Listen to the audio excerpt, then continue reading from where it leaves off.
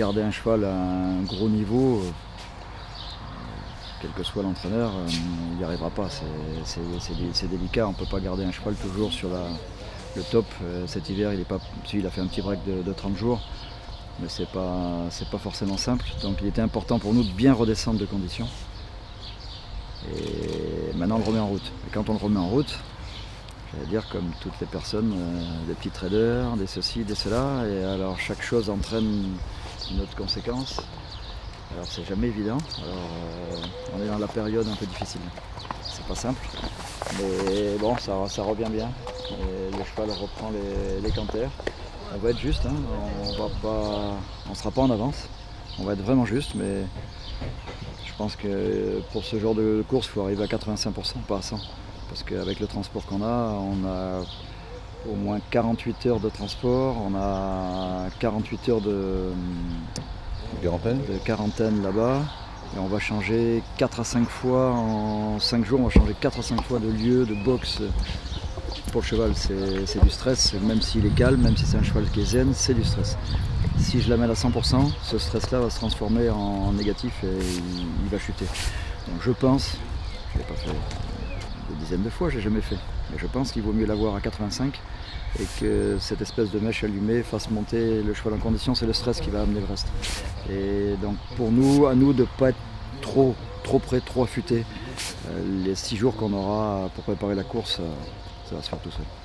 Le cheval partirait, on a décidé de partir le plus tard possible. Il n'y avait pas 36 solutions, c'était soit on partait vraiment longtemps avant. Longtemps avant, ça pouvait être 30 jours par exemple. Mais 30 jours avant, c'est un changement de décor, on arrive là-bas, le cheval va travailler sur des pistes qu'il ne connaît pas, qui ont une texture qui n'a rien à voir avec celle que l'on a ici. Il y aurait peut-être un changement profond au niveau morphologique, avec des problèmes inhérents à tout ça. Bon, ça, c'était la bonne solution d'un côté, mais ça demande du temps avec les risques inhérents à cela. La période intermédiaire qui était l'ordre de quinzaine de jours, tous les bruits d'entraîneurs qui ont bien voulu m'apporter leur soutien me disent tous, la majorité des cas, les chevaux baissent très vite de conditions là-bas au bout d'une douzaine de jours. Donc la majorité m'ont fait comprendre qu'il était préférable de partir au dernier moment.